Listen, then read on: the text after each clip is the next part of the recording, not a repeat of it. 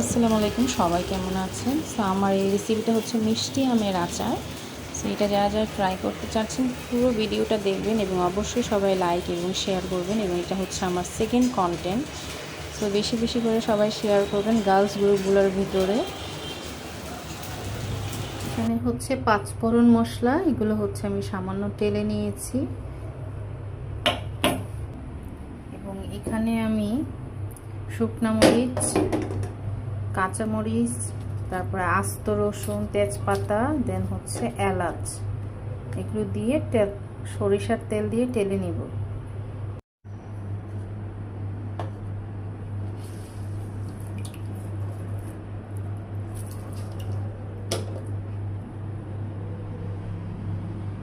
এখানে 5 ফোড়ন ছিল অনেকগুলো মিক্স করা, ওইটাকে আমি ব্লেন্ড করে নিয়েছি।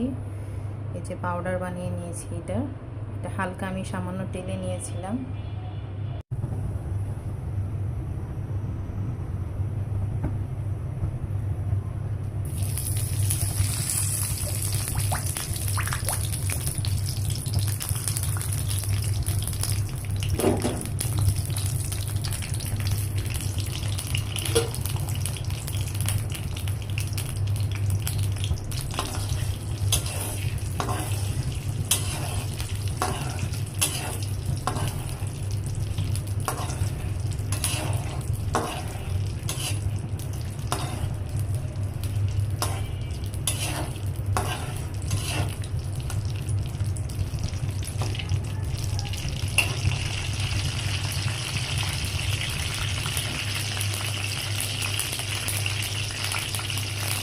এখানে সরষা তেল দিয়ে আমি খুব সুন্দর করে এগুলোকে ভেজে নিব। এখানে সব কিছু আমি একসাথে দিয়ে দিয়েছিলাম। এগুলো যখন ভাজা হয়ে যাবে ততক্ষণের জন্য আমি জাস্ট এটা ভাজতে থাকি, আমি আবার চলে আসছি। নেক্সট কী করবো এটা আবার দেখাচ্ছি আপনাদের। এখানে যে সরিষাগুলো ছিল আমি পানিতে ভিজিয়ে রেখেছিলাম, ওইটা আমি ব্লেন্ড করে নিয়েছি। ব্লেন্ডটা আমি দেখাচ্ছি, খুব মিহিন করে করেছি, হালকা একটু দানা দানা ছিল। তো এই পুরো লিকুইডটাই কিন্তু আমি আচারে দিয়ে দিব। মশলাগুলো দেওয়ার ফলে সরিষার তেল যেহেতু এখানে কিন্তু ফেনা ফেনা হয়ে যাবে, এটা যারা নতুন অবস্থায় আচারটা বানাবেন তারা কিন্তু ভয় পাবেন না। হ্যাঁ, আর চুলের আগুনটা যেরকম ধিমি করে দিবেন, এটা দিয়ে কিন্তু এই মশলাটা ভাজবেন। ভাজার ফলে এখান থেকে যে একটা ঘ্রাণ বের হবে, তারপরে বুঝতে পারবেন যে আপনার মশলাটা অলরেডি ভাজা হয়ে গেছে। এখানে শুকনো মরিচ ছিল তো, আর এই যে তেজপাতা ছিল, এলাচ ছিল, এগুলো জাস্ট ভাজার পরে একটা ঘ্রাণ বের হবে। তারপরে ওর মধ্যে আমি এই যে এখানে যে তেলে রাখা যে মশলাটা ছিল এক্সট্রা, ওইটা আমি এখানে দিয়ে দিলাম। দিয়ে এটাও আমরা ভাজবো। অবশ্যই এটাকে খেয়াল রাখতে হবে, এটা যেন পুড়ে না যায়। একদম ধিমি আগুনে এটা ভাজতে হবে খুব সুন্দর করে। পুড়ে গেলে কিন্তু এই আচারের ফ্লেভারটা থাকবে না। এটা আমি মিষ্টি আচার বানাচ্ছি, এখানে আমি গুড় দিব। ঠিক আছে, গুড়টা আমি আলাদা করে লিকুইড বানিয়ে রেখেছি। তবে আমি এখানে এগুলো ভাজার পরে এখন আমি এর মধ্যে সরিষা বাটাটা দিয়ে দিব।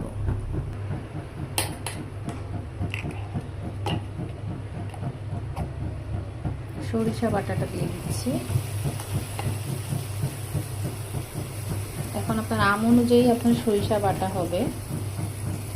এটা আপনার আমের উপরে ডিপেন্ড করছে, আপনি আমের আচারটা ঘন খাবেন নাকি একটু ঝোলের মধ্যে রাখবেন। মানে তেলের মধ্যে থাকে না অনেকগুলো আমের পিস, বা একটু ঘন থাকে, যেটা আমরা ভাত দিয়ে খেতে অনেক পছন্দ করি। এটা যেহেতু মিষ্টি আচার, এটা আমরা ভাত দিয়েও খেতে পারি, রুটি দিয়েও খেতে পারি ইচ্ছা। আবার চাইলে বিকেলে মনে করেন যে বসে 2-3-4 পিস যাদের বমি বমি ভাব হয়, তারাও কিন্তু আমরা এটা অনেক সুন্দর করে বসে খেতে পারি। এটা হচ্ছে নিজের ব্যাপার যে আপনি কীভাবে খেতে পছন্দ করেন। তো আমি এটা বলে দিলাম যে যারা এই বাটাটা বেশি দিবেন আচারটা ততই ঘন হবে, আর যত কম দিবেন ততই আচারটা শুধু আমগুলো দেখা যাবে তেলের মধ্যে মানে ডুবে থাকবে। আমি একটু ঘন পছন্দ করি, মশলা থাকবে আর কি আমের সাথে। তো সেই ক্ষেত্রে আমি সরষা বাটাটা বেশি করে দিয়েছি। প্রচণ্ড ঝাঁজ উঠছে, কারণ আমি কালোটা ইউজ করিনি, শুধু হলুদ কালারটা ইউজ করছি। তো এই কারণে প্রচুর ঝাঁজ উঠতেছে সরষার তেল থেকে।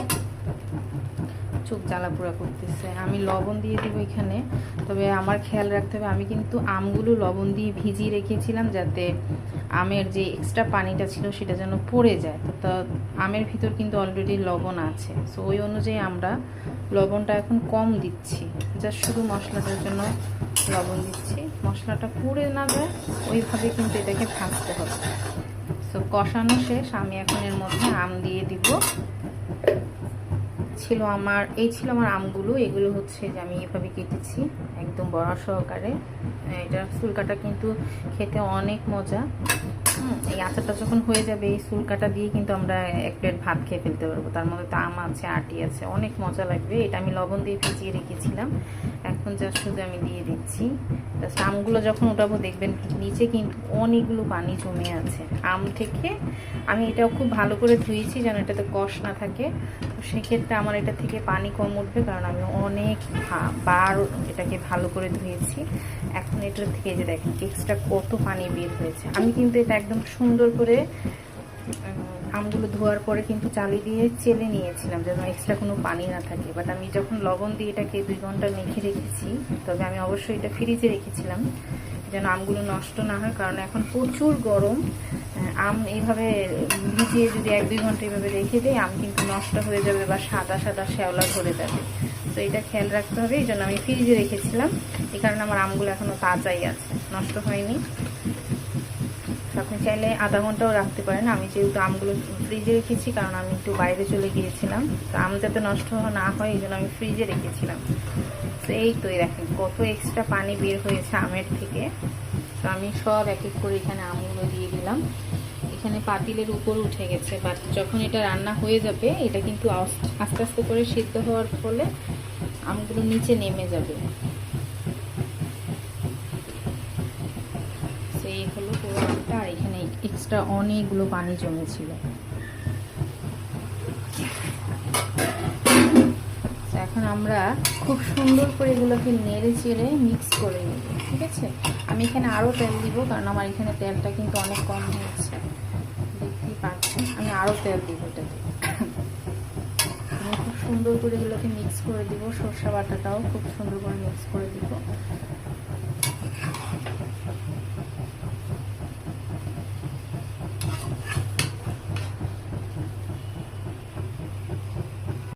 আমটা এইভাবে তেলে ভাজার ফলে কিন্তু আমটা পাতিলে লেগে যেতে পারে, তো আমরা তেল দিয়েছি ডুবু ডুবু করে, ওই যে দেখতে পাচ্ছেন।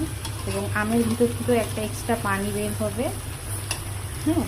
এবং আমটা যতক্ষণ না সিদ্ধ না হয়ে যায় একদম 80%, ততক্ষণ কিন্তু আমরা এইভাবে সুন্দর করে নাড়তে থাকবো, তবে নাড়াটা কম দিতে হবে। তো আমি এখানে চিনি দিয়ে দিচ্ছি, এটা হচ্ছে আপনাদের ইচ্ছে মতো দিবেন, আপনারা কতটুকু মিষ্টি খেতে চাচ্ছেন। আমি এটা ঝাল মিষ্টি করছি, সেই কারণে কিন্তু আমি 3টা কাঁচামরিচ দিয়েছিলাম জাস্ট শুধু ফ্লেভার আসার জন্য, আর শুকনো মরিচ দিয়েছিলাম, ঠিক আছে। আর চিনিটা হচ্ছে আপনাদের মিষ্টি অনুযায়ী দিবে। এখন চিনিটা আমি এখন কেন দিলাম, যাতে চিনির থেকে যে পানিটা বের হবে ওইটা দিয়ে আমটা সিদ্ধ হয়ে যায়। এটা হচ্ছে খেজুরের গুড়, এটা আমি আলাদাভাবে লিকুইড করে নিয়েছিলাম এবং এটা আমি ফ্রোজেন করে রেখে দিয়েছিলাম, যেহেতু এখন গুড় কিন্তু পাওয়া যায় না। শীতকালে আমি এটা কিন্তু রেখে দিয়েছিলাম যে আম আসলে আমি এটা দিয়ে বানাবো। সেই গুড়টা আমি এখানে দিয়ে দিচ্ছি, বিসমিল্লাহ।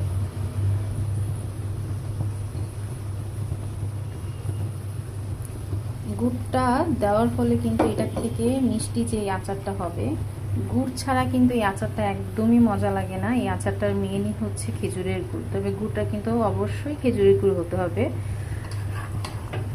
এইভাবে সবগুলো আমি আস্তে আস্তে করে নাড়তে নাড়তে সিদ্ধ করে নিব, তবে অবশ্যই নাড়াটা সীমাবদ্ধতা রাখতে হবে, না হলে কিন্তু আমগুলো সিদ্ধ হলে আটিগুলো ভেঙে যাবে, হ্যাঁ, এই যেগুলো খুলে খুলে যাবে। হ্যাঁ, আমের যে শুল্কটা আছে, মানে আমের যে শুল্কা, ওইটা কিন্তু ভেঙে যেতে পারে। হ্যাঁ, এখানে কিন্তু অলমোস্ট দেখেন সিদ্ধ হয়ে গেছে, আমের শুল্কার কালার চেঞ্জ হয়ে আসতেছে, ঠিক আছে। সেইটা আমাদের খেয়াল রাখতে হবে। আমরা নাড়ার সময় কিন্তু খেয়াল রাখবো যেন আমটা ভেঙে না যায়, এবং নাড়াচাড়ার ফলে কিন্তু এটা আর পুড়ে যাবে না। এই যে দেখেন আমার এখানে অনেকখানি পানি উঠেছে, চিনি, গুড়, তেল সব একসাথে। এভাবে এটাকে সিদ্ধ করতে থাকবো। আমি আচারটার মধ্যে একটু হলুদের গুঁড়া দিচ্ছি, এটা না দিলেও পারেন, এটা হচ্ছে অপশনাল। এটা হচ্ছে আমি দিয়েছি জাস্ট শুধু আমের কালারটা যেন একটু সুন্দর আসে, হ্যাঁ, গোল্ডেন কালার আসে, এই জন্য জাস্ট আমি এটা ইউজ করেছি। তো আপনারা চাইলে এটা ইউজ নাও করতে পারেন। আমার আমটা কিন্তু অলমোস্ট হচ্ছে আপনার 50% এটা সেদ্ধ হয়ে গেছে, হ্যাঁ, 50% সেদ্ধ হয়েছে। কালার কিন্তু মানে একদম পুরো চেঞ্জ হয়ে গেছে আমের। খোসাটা দেখেন, এই যে খোসাটা একদম চেঞ্জ হয়ে গেছে। এখন আমি এটাতে যে মশলাটা গুঁড়া করে রেখেছিলাম 5 ফোড়নের, এখন ওই মশলাটা দিয়ে দেব। মশলাটা হচ্ছে আপনার আমের কেজি অনুযায়ী। এখানে আমি 4 কেজি আমের মতো দিয়েছি, 4-5 কেজি আম কেটেছিলাম। 10 কেজি আম কিনেছি, এখন কয় কেজি দিয়েছি আমার তো মনে নাই, তবে আমি এখানে মনে হয় 5 থেকে 4 কেজি আম দিয়েছিলাম। এখন যে গুঁড়ো করে মশলাটা রেখেছি আমি ওইটা দিয়ে দেবো, কারণ এখানে আমার আর কিছু দেওয়ার নাই, সব কিছু দিয়ে দিয়েছি। এখন জাস্ট আমি এই মশলাটা উপর থেকে দিয়ে দিচ্ছি। এই মশলাটা দেওয়ার ফলে কিন্তু আমটা আরও ঘন হয়ে যাবে এবং একটা ঘ্রাণ চলে আসছে। অলমোস্ট আমার আচারের কিন্তু পর্যাপ্ত ঘ্রাণ চলে আসছে। তো এই পাউডারটা দেওয়ার ফলে কিন্তু আম টোটালি আমার কমপ্লিট, সব কিছু দেওয়া কমপ্লিট। এখন শুধু এটা সিদ্ধ হওয়াটাই বাকি, এবং আমের যে পানিটা এটাকে আমাকে অবশ্যই সিদ্ধ করতে হবে পানিটা, না হলে কিন্তু আমটা পরে নষ্ট হয়ে যেতে পারে, আমের আচারটা নষ্ট হয়ে যেতে পারে। এটা আমার ছিল আমার খেজুরের গুড়ের আমের মিষ্টির আচার, হ্যাঁ, খোসা সহ। কি সুন্দর আমের আচার! এটা হচ্ছে খেজুরের গুড়ের খোসা সহ মিষ্টি আচার, মিষ্টি আমের আচার। এটা এত মজা! এই আচারটা বানিয়ে আপনারা জাস্ট খেয়ে দেখেন। এটা সম্পূর্ণ মূলত আমি যখন ফার্স্ট টাইম 2 বছর আগে আচার ফার্স্ট টাইম বানাবো, তো আমি অনেক ভিডিও দেখি ইউটিউবে, ফেসবুকে, দেখে দেন হচ্ছে আরও আমার আম্মুর থেকেও জানি যে কীভাবে আচারটা বানায়। দেন হচ্ছে তারপরে এই আচারটা আমি আমার নিজের মতো করে রেসিপিটা করি। এই রেসিপিটা আপনারা ইউটিউবে গেলে পাবেন না, এটা সম্পূর্ণ আমার নিজস্ব করা।